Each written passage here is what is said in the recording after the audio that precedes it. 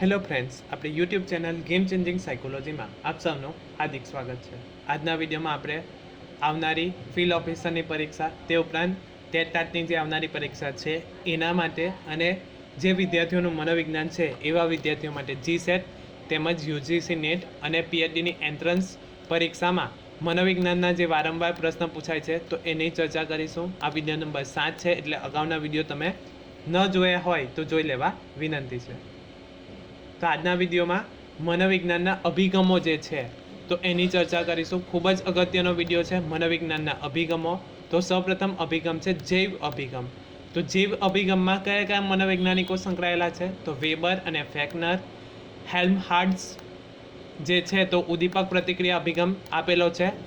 તો આ યાદ રાખવાનું છે, જૈવ અભિગમ સાથે કોણ સંકળાયેલ છે? તો વેબર અને ફેકનર. જે ઉદ્દીપક અને પ્રતિક્રિયા એટલે કે કંઈક ઉદ્દીપક હશે તો એના બદલામાં આપણે પ્રતિક્રિયા આપીશું. ત્યારબાદ છે વાર્તનિક અભિગમ, તો વોટસન દ્વારા આપવામાં આવ્યો છે. ત્યારબાદ છે બોધાત્મક. તો બોધાત્મક ઉપચાર જે છે એ એરોન બેક દ્વારા અને બોધાત્મક વિકાસ જે છે એ જીન પિયાજે દ્વારા આપવામાં આવ્યા છે અભિગમો.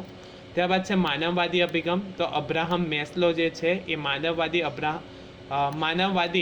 અભિગમ સાથે સંકળાયેલા છે. જે જરૂરિયાત અને પ્રેરણાના સિદ્ધાંત જે આપવામાં આવ્યો છે અબ્રાહમ મેસ્લો દ્વારા, જે 5 પ્રકારની જરૂરિયાત છે સ્ટેપ બાય સ્ટેપ વધે છે. તો એના ઉપર સૌપ્રથમ છે પ્રાથમિક જરૂરિયાતો, એ સંતોષ થાય પછી આપણે બીજી જે જરૂરિયાત છે એ મેળવવા માટે પ્રયત્ન કરીએ છીએ. ત્યારબાદ છે મનોગત્યાત્મક અભિગમ સિગમન્ડ ફ્રોઈડ અને સામાજિક સાંસ્કૃતિક અભિગમ વાયોસ્કી જે છે તો એ સંકળાયેલા છે. તો યાદ રાખવાનું છે જૈવ અભિગમ વેબર અને ફેકનર, વાર્તનિક અભિગમ વોટસન, બોધાત્મક ઉપચાર તો એરોન બેક, બોધાત્મક વિકાસ તો જીન પિયાજે, માનવવાદી અભિગમ અબ્રાહમ મેસ્લો દ્વારા, મનોગત્યાત્મક અભિગમ સિગમન્ડ ફ્રોઈડ દ્વારા અને સામાજિક સાંસ્કૃતિક અભિગમ વાયોસ્કી જે છે તો એ સંકળાયેલા છે. તો સૌપ્રથમ જોઈએ જૈવ અભિગમ. તો માનવ વર્તનને સમજવા માટે વ્યક્તિના મૂળમાં રહેલા રંગસૂત્રો, જનીન તત્વો, ગ્રંથિઓના રસસ્રાવો, ચેતા પ્રવાહો, શરીર રચના, જ્ઞાનેન્દ્રિયો, સ્નાયુતંત્ર, કર્મેન્દ્રિય વગેરેનો આધાર લે છે. એટલે કે જૈવ બાયોલોજિકલ ફેક્ટર જે છે એ જૈવ અભિગમ. તો માનવ વર્તનને સમજવા માટે વ્યક્તિમાં રહેલા રંગસૂત્રો.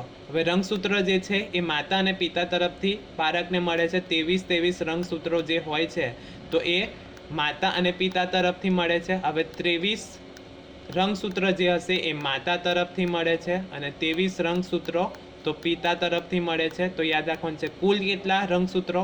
તો 46 રંગસૂત્રો. અને જો જોડી પૂછાય તો 23 જોડી જે છે એ રંગસૂત્રોની જોડી માતા પિતા દ્વારા મળે છે. એટલે કે રંગસૂત્રો જેવા માતા પિતાનો રંગ જે પ્રકારનો હોય, ચામડીનો વાળનો રંગ, આંખની કીકીનો રંગ, તો એવો જ આવનારા બાળકમાં જોવા મળે છે. જનીન તત્વો, ગ્રંથિઓના રસસ્રાવો, અંતઃસ્રાવી ગ્રંથિ અને બહિસ્રાવી ગ્રંથિ. તો અંતઃસ્રાવી ગ્રંથિ જે છે એની સીધી અસર વ્યક્તિના વિકાસ ઉપર પણ થાય છે.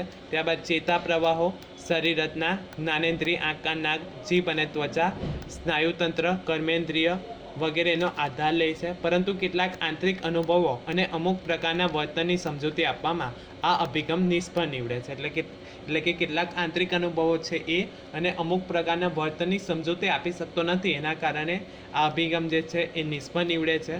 માનવીનું વર્તન જૂથ ક્રિયાઓ એટલે કે જૂથમાં, માનવી સમાજમાં રહે છે એટલે કે જૂથમાં રહે છે તો જૂથ ક્રિયાઓ, સામાજિક સાંસ્કૃતિક વાતાવરણ ઉપર પણ આધાર રાખે છે, જ્યાં જૈવિક ક્રિયાઓને સ્થાન નથી. તો માનવીનું વર્તન જે છે તો વ્યક્તિ સામાજિક પ્રાણી છે, સમાજમાં રહેતો હોવાથી જૂથ ક્રિયાઓ સામાજિક સાંસ્કૃતિક વાતાવરણની પર અસર થાય છે. આમ જૈવ અભિગમની પોતાની કેટલીક મર્યાદાઓ જોવા મળે છે. સેકન્ડ અભિગમ છે વાર્તનિક અભિગમ. તો જે બી વોટસન સંકળાયેલા છે વર્તનવાદ સાથે. તો વોટસનનો વર્તનવાદી અભિગમ વર્તનને ઉદ્દીપક પ્રત્યે કરવામાં આવતી પ્રતિક્રિયા તરીકે ઓળખાવે છે. જે ઉદ્દીપક અને પ્રતિક્રિયા એટલે કે કોઈક ઉદ્દીપક હશે તો એના બદલામાં આપણે જે પ્રતિક્રિયા આપીએ છીએ અથવા તો જે જવાબ રિસ્પોન્સ કરીએ છીએ તો એ પ્રતિક્રિયા તરીકે ઓળખાય છે. આથી તેને ઉદ્દીપક પ્રતિક્રિયા અભિગમ તરીકે ઓળખવામાં આવે છે. તો ઇમ્પોર્ટન્ટ પોઈન્ટ છે, વાર્તનિક અભિગમ જે છે એ કયા અભિગમ તરીકે ઓળખાય છે? તો ઉદ્દીપક પ્રતિક્રિયા અભિગમ તરીકે ઓળખાય છે. વોટસનનો આ અભિગમ વર્તનના બાહ્ય પ્રગટ વર્તનને જ કેન્દ્રમાં રાખી અભ્યાસ કરે છે અને માત્ર જોઈ શકાય તેવા પ્રગત વર્તનો જેવા કે વાણી, મુખભાવ, ચેષ્ટાઓ, શારીરિક હલનચલનને જ વર્તન ગણે છે. તો વર્તનવાદ જે આપણે અગાઉના વિડીયોમાં પણ જોયું હતું કે વર્તનવાદ જે છે એ બાહ્ય નિરીક્ષણ ઉપર આધાર રાખે છે, એટલે કે જે જોઈ શકાય એવું. તો વાણી છે, મુખભાવ છે, ચેષ્ટાઓ, હલનચલન જે કરવામાં આવે છે, તો એવા બાહ્ય જોઈ શકાય એવા વર્તનનો અભ્યાસ વાર્તનિક અભિગમમાં કરવામાં આવે છે. આ અભિગમો વાર્તનિક અભિગમ તરીકે ઓળખાય છે. વાર્તનિક અભિગમના વિકાસમાં ફાળો આપનાર મનોવૈજ્ઞાનિકોમાં વોટસન, આ ઉપરાંત સ્કિનર, ગ્રથી, ટોલમેન વગેરેએ ફાળો આપ્યો હતો. તો યાદ રાખવાનું છે વાર્તનિક અભિગમ ઉદ્દીપક અને પ્રતિક્રિયા અભિગમ તરીકે પણ ઓળખાય છે. નેક્સ્ટ અભિગમ છે મનોગત્યાત્મક અભિગમ. તો આ અભિગમ માનવીના મનના અજ્ઞાત પાસા પર ભાર મૂકે છે. મનોવિશ્લેષણવાદી સિગમન્ડ ફ્રોઈડે આપેલા અચેતન મનના સિદ્ધાંતના આધારે વર્તન માટે તેમાં પડેલી વાર્તનિક શક્તિને જવાબદાર ગણવામાં આવે છે. એટલે કે વ્યક્તિના મનમાં રહેલા જે પણ મનના સિદ્ધાંતોના આધારે વર્તનમાં પડેલી વાર્તનિક શક્તિને જવાબદાર ગણવામાં આવે છે. આ અભિગમ વ્યક્તિના સમગ્ર વ્યક્તિત્વ માટે વારસો અને બાલ્યાવસ્થાના અનુભવોને ખૂબ મહત્ત્વ આપવામાં આવે છે. એટલે કે વ્યક્તિ મોટો થઈને અમુક પ્રકારનું વર્તન કરે છે, તો એના મૂળ જે છે એ વારસામાં અને બાલ્યાવસ્થામાં એને જે અનુભવ થયા છે એના ઉપર આધાર રાખે છે. ત્યારબાદ ઇમ્પોર્ટન્ટ છે ફ્રોઈડે વ્યક્તિત્વના કેટલા પ્રકારો પાડ્યા છે? તો 3 પ્રકાર: ઈડ, ઈગો અને સુપર ઈગો. તો ઈડ શરીર તત્વ અથવા તો તત્વ છે જે શૈતાન તરીકે ઓળખાય છે, એટલે કે ઈગો જે છે એ, ત્યારબાદ ત્યારબાદ છે ઈગો અહમ તરીકે ઓળખાય છે જે વાસ્તવિકતા ઉપર આધારિત છે, અને એનાથી ઉપર સુપર ઈગો આત્મા એટલે કે ઉપરી અહમ તરીકે ઓળખાય છે, નૈતિક મૂલ્યો ઉપર આધારિત છે. તો યાદ રાખવાનું છે ઈડ, ઈગો અને સુપર ઈગો. ત્યારબાદ ઇમ્પોર્ટન્ટ છે ઈગો શાનાથી ઓળખાય છે અથવા તો શાના ઉપર આધારિત રાખે છે? તો વાસ્તવિકતા ઉપર આધારિત રાખે છે. એ જ રીતે સુપર ઈગો જે છે એ નૈતિક મૂલ્યો ઉપર આધારિત છે. તો ફ્રોઈડે વ્યક્તિત્વના 3 વિભાગો પાડ્યા છે, ઈડ, ઈગો અને સુપર ઈગો તરીકે ઓળખાય છે.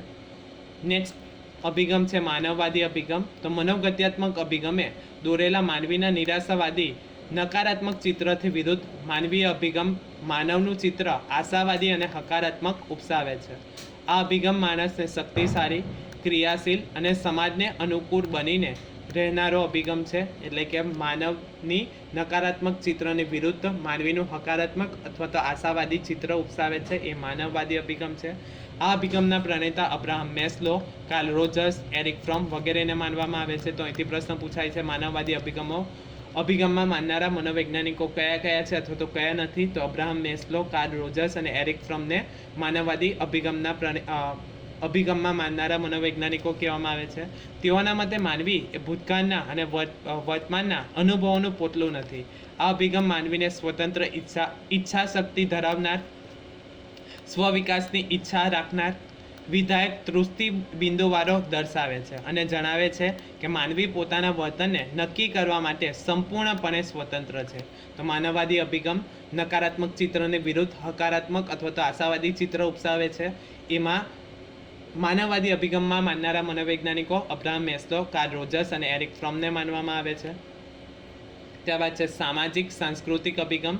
તો આ અભિગમ માનવીના વર્તન માટે આજુબાજુના સામાજિક સાંસ્કૃતિક પરિબળોને મહત્વના ગણે છે. એટલે કે સમાજ અને સંસ્કૃતિની અસર પણ વ્યક્તિના વર્તન ઉપર થાય છે. આ અભિગમ મુજબ માનવીના સારા કે ખરાબ વર્તન માટે તેનું વાતાવરણ જવાબદાર છે. એટલે કે જે પણ છે આ અભિગમ માનવીના સારો અને ખરાબ વર્તન માટે જવાબદાર ગણવામાં આવે છે. વ્યક્તિના વર્તન માટે તેના સામાજિક સાંસ્કૃતિક મૂલ્યો, ધોરણો, દરજ્જો, ભૂમિકાઓ જવાબદાર હોય છે. તો આ સામાજિક સાંસ્કૃતિક અભિગમમાં માનનારા મનોવૈજ્ઞાનિકો જણાવે છે. તે ઉપરાંત આપણી ચેનલ ઉપર જે ટેટના વિડીયો છે, એ ઉપરાંત જીસેટ અને યુજીસી નેટના મનોવિજ્ઞાનના લગતા વિડીયો પણ છે. આશા રાખું છું કે તમને આ વિડીયોમાં સમજ પડી ગઈ હશે, અને જો તમને આ વિડીયો પસંદ પડ્યો હોય તો વધુમાં વધુ લાઇક કરો, શેર કરો અને અમારી ચેનલને સબસ્ક્રાઈબ કરો. Thank you.